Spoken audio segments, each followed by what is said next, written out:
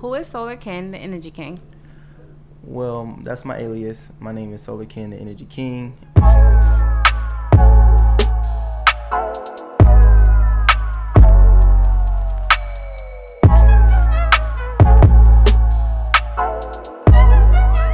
My name is Solar Keenen, the Energy King. As you can see over here, go follow on all channels. But I am Keenen Knowles. I'm 33 years old. I am located in the Houston, Texas market, and I sell solar systems to homeowners who are interested in saving money on their electricity bills. Okay, so Mr. Solar Ken, the Energy King, what made you get into the solar industry? I got into the solar industry because I seen a opportunity to help homeowners save on their electricity bills. It works morally with who I am, and at the end of the day, I do value a clean environment, so I feel like I'm doing my part each and every time I sell or help someone switch over to a solar system for their home. Okay. What do you like best about the solar industry? I appreciate the fact that we're going to be the change for the future. If you look at the climate that we live in, every single time that we get on the highway, you see an electric vehicle. That's mainly because the industry is changing from a carbon footprint to more of a clean environment, zero emissions footprint. So I feel like I'm doing my part, and just knowing that gives me the push to move forward. Okay, so when it comes to solar power, what happens if the power goes out? If the power goes out, usually what happens is the utility company shuts down all power lines due to the fact that there could be a power outage because of a power line being down. So let's just say there was a storm, that utility company most likely will cut off the utility power, which means if you're only on the utility grid as a backup, as using that as your way that you're storing your power, that means your solar system is going to go down as well. But if you have a battery backup system for your home alongside your solar system, you'll still have power as long as that battery is charged, and it's going to continue to charge up each and every day as long as that system is up and running. How long does it take to get a system up and running? So, for instance, the average system is installed within about 6 to 7 hours. There's going to be some downtime due to the fact that the utility company is not going to allow you to connect it today and turn it on today. Usually it takes about another 3 to 4 weeks after the system has already been installed to actually get it up and running. So you're going to find yourself another at least 30 days out to get your system up and running from the utility company. So in essence, you'll be about 6 hours to get it installed, and about another 30 days to get it actually turned on from the utility company and commissioned. What kind of maintenance is needed? So there isn't a lot of maintenance that go along with a solar system. Usually if you install a solar system today, for the next 20, 30 years, it should be up and running as long as their systems and processing software is is around. You should be able to monitor that system, but there is some issues like when the inverters go out, you might have to get a replacement. Every system comes with a 25-year warranty attached to it, the panels themselves. Then also the utility company has their part to play in it, because it can be a utility issue. It might not necessarily be your solar issue. So it's usually very little maintenance to go alongside of it. What are the financial benefits of solar energy? Financial benefits when it comes down to solar is that you're going to save on your electricity bill on a monthly basis. You're not going to actually have to come out of pocket more than what you were paying to the utility company before. You get to lock in a rate that's going to last over the next 20 to 25 years, depending on how long you plan on paying it off. And then also, once you're actually done paying the system off, you're going to own the system outright, which means you're not going to have a utility bill in replace of your system producing the power. So how does solar impact my property value? So the beautiful thing about solar is it adds value to your property. So if you want to look at it as an example of, if you own your property outright and you decide to invest in a solar system, the best thing about solar is you're going to eliminate your electricity bill, which means that's going to be an expense that you're going to have to pay no matter what. So once you own your system outright, you're going to have to pay that system, pay for that electricity anyway. If you're not paying for power because you own your system outright, that means you can equate that into the equity of your home, which means that adds a certain amount of value over a period of time. So doing the simple math involved in that, you can easily save almost $2,400 to $2,500 a year. You add that over 25 years, that's $25,000 easily, if not more, in this equity. So it works. So, does my solar panels produce power when the sun isn't shining? No. Your solar system will produce power, but it won't produce power at the most effective as if the sun was shining directly on those panels. Summertime, you're going to get a lot more production than you would in the wintertime. But if it's, let's say, no sunlight outside, which means, let's say, nighttime, you're not going to be producing anything. Daytime, you're going to get some production every day. No cloud, don't care if it's cloudy or not, you're definitely going to get production. It just won't be the same as if it was a clear, sunny day. Okay, so when that happens, does that change the power within your house, or it doesn't? No. So the thing about connecting a solar system to your home is the utility company is always going to be a backup source for power for your house. So let's just say the system isn't producing enough power for your home. You're just going to start pulling power from the utility company once that actually happens. So you're not going to ever experience flickering lights or not getting enough power for your home to power your appliances. You're always going to have the backup source when it comes down to utility company being that. Unless you live in an off-grid system, then that's a totally different setup. Off-grid systems, then there will be some power outages and there might not be enough power to supply your whole home because of the demand for power at that time when it's a low, cloudy day. Do solar panels work in a blackout? So again, since the utility company is the main factor when it comes down to the utility providing electricity and a place to house your electricity that you've produced, those kilowatt hours that are coming off that solar system is going to be a surplus of power that's going to be served back to them. So if the utility company is out because of a blackout, because of a storm, because of a power line being down, then there's no place to store your backup kilowatt hours, which means that there's going to be no place for that circuit to go. The issue is that when you have a solar system, you want to store your power somewhere. If you have a backup storage system, then you will have power in this case of a power outage or a blackout. You would definitely need a battery backup. So that's the reason why most homeowners that are experiencing blackouts regularly should possibly buy a battery backup alongside their solar system. Should I buy or lease my solar panel system? Should you buy or lease? That's really a personal preference for the homeowner. The reason I say that is because leasing can be advantageous for homeowners. Some homeowners don't have a taxable income, which means you don't have the appetite to absorb any tax breaks. So there would be no reason of taking a purchase or purchasing equipment if you can't absorb that, unless you understand that you're getting no taxable benefits for going solar. So then you will lease. If you do have a high appetite for income taxes, you make a lot of money, and let's just say you paid a decent amount in taxes this year, then what you would want to do is you'll want to purchase a solar system. That way you can take advantage of the 30% of tax credit that the government is giving out for homeowners who do have the appetite for solar to take advantage of the tax credit, and then it will work out best for you. And in some cases you can get even more with other incentives that are on the market. How do I choose the best solar loan? This is a great question. How do you choose the best solar loan?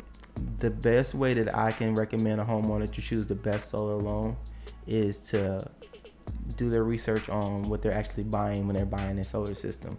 The reason why I want you to do your research is because you're going to get the best interest rates, but they're going to come with a higher dealer fee, depending on the finance company you choose to sign up with or take out a loan with. The issue is that most homeowners are not aware of what those finance fees are.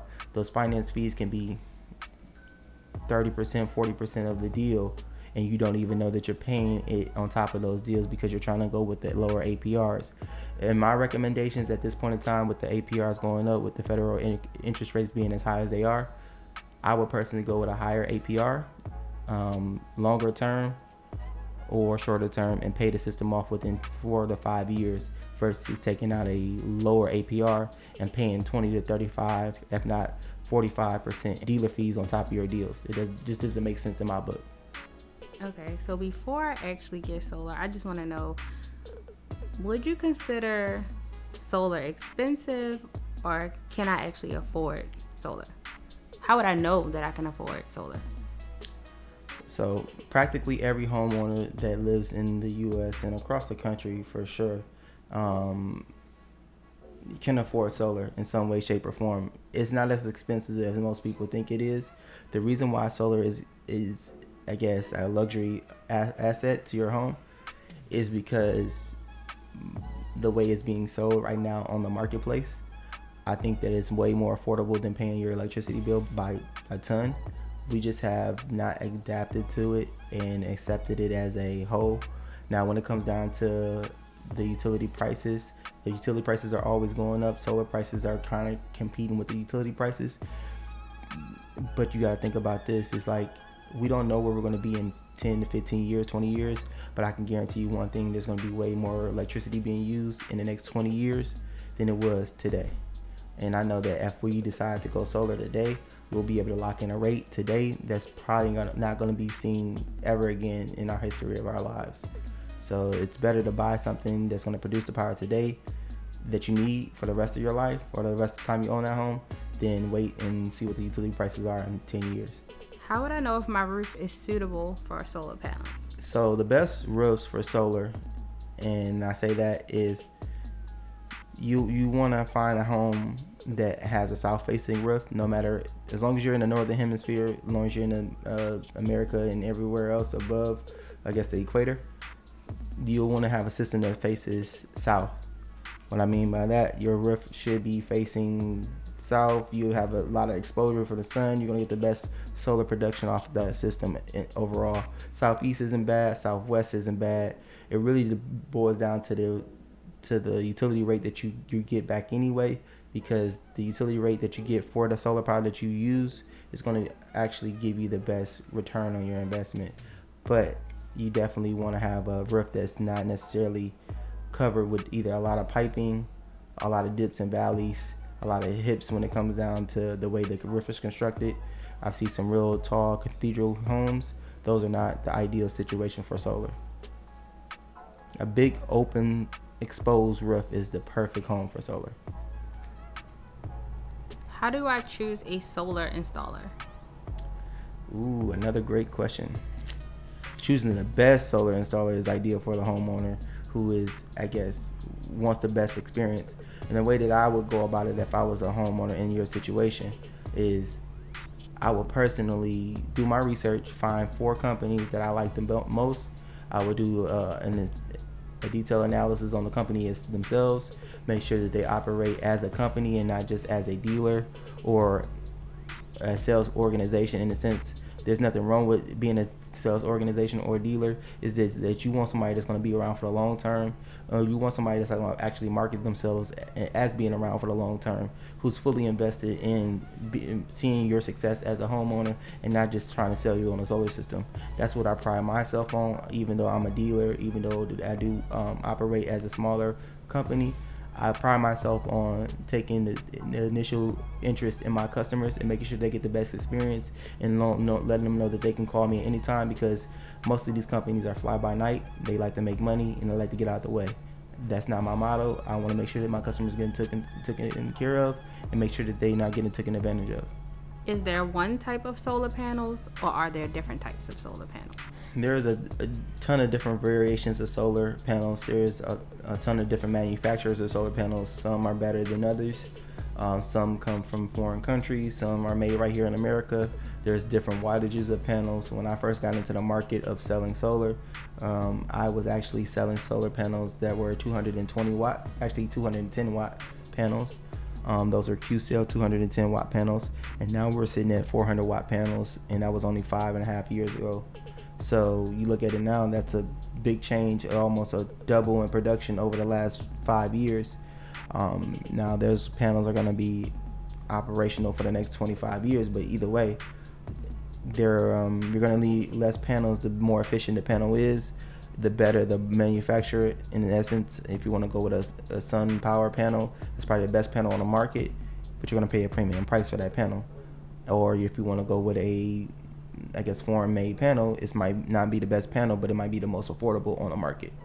So you just want to find a panel that makes the most sense for your budget, and also find a panel that's going to be the most reliable for your home, and then go with that manufacturer. What happens if I sell my solar home? So if you decide to sell your home and you have a solar system attached to it, then you're going to either pay off the system before you decide to transfer that home into the next person's name. However you guys decide to do that at the escrow office is totally up to you guys and what you guys choose. Or in most solar loans, there is an addendum where you can transfer that loan to the next homeowner and they take over payments where you left off. Let's just say you had a 10-year term and the homeowner wanted to take over the payments at year 7. That means they only have 3 years left. Then they would just take over the payments until that system is paid off. Okay, so could you walk me through the solar power installation process? So let's go from start to finish, right? Yeah. So first off, you're gonna find a homeowner that's already signed his contract. They've already been commissioned through the utility company, the city, the HOA, if they have one. Some homeowners have and some don't. Let's just say they all got the permission. Most likely that solar installer is going to drop off the equipment after they've already made arrangements for that system to be installed. The blueprints have already been drawn up. The homeowner is going to be notified that they're coming out that morning to do an installation. You're going to have a crew of at least 4 individuals. They're going to be 1 journeyman on the site. They're going to be an electrician, and then there's going to be 4 crew guys or 3 crew guys attached to that project, where they're going to be actually setting up the brackets, the conduit, running that down the side of the home, maybe even doing an attic run when it comes down to your conduit. And then they're also going to pretty much set up everything for the journeyman to do all his work with the inverter and the control box, depending on if you have a micro inverter set up or if you have a centralized string inverter. You're going to have all of that set up, and then that's going to take about 4 to 5 hours. It usually takes about 5 hours to get it done. They're going to come early in the morning, probably like 7:30, 8, and be done by like 2 to 3 in the afternoon, depending on how big your project is. It might take 2 days. Some bigger projects could take 2 to 3 days just because of the amount of brackets and the amount of conduit that they have to run. So it's usually about a 4-hour process, 4 to 5 hour. And then once that project is done, they're going to clean up the site like nothing happened, and then you'll be ready to pretty much turn on and operate. But you might have to, like I said, wait for the utility company another 2 to 3 weeks to actually get that system operated and turned on. Or PTO. It's called PTO, permission to operate. What happens if I have to move or I have to cancel? So the thing about going solar, if you're going to cancel a solar system or get solar system installed, you're going to probably want to do that before you actually get it on top of your roof. In some cases, there will be no penalties, but in many cases, especially nowadays with the amount of financing that's going involved, that's on the back end of these solar deals, is that you have a 3-day right to rescission in some states, maybe a 10-day right to rescission in some other states. But in reality, you want to cancel the deal before you even remotely get any work started. That means before any permits get approved or get submitted, any money is being spent on the back end when it comes down to like HOA fees, dealing with the utility company. There can be fees associated with that, running documents from place to point A to point B. You don't want to rack up those fees, so you definitely will want to cancel way before the 3-day or 10-day right to rescission if you decide that solar isn't right for you. How will solar appear on my electric bill? So in many cases, utility companies offer a solar buyback credit. There might be a few utility companies that don't offer necessarily a solar buyback credit, but they might give you a credit on your bill in some way, shape, or form. But it would usually appear in the form of a solar credit. That credit is going to be a negative amount of kilowatt hours that you either produce, and they're going to give you a credit which is subtracts from the kilowatt hours that you actually pull from the utility company, which means you won't have a bill for that particular month. It kind of cancels each other out. It's kind of like if you were to have an overage credit over on, let's say, a bank or something. You have overage credits, they would just give you back the difference, so you can't overdraft. How can I get a quick estimate on my solar savings? Well, if you definitely want a quick estimate on going solar, feel free to go to solarkin.energyking.com. That way you can book a call with Solar Kin, the Energy King. That's me. I would love to help you out. I'll give you a free quote, and at the end of the day, I'll be more than happy to assist you in whatever solar needs that you need. I'll do an analysis based off of your utility bill, figure out how many panels that you actually need for your home, and then also give you the opportunity to either find the right financing company for you, and then do my due diligence on seeing if solar can be, I guess, applied to your home without you having to actually spend any money out of pocket. Feel free to go to solarkin@energyking.com and reach out.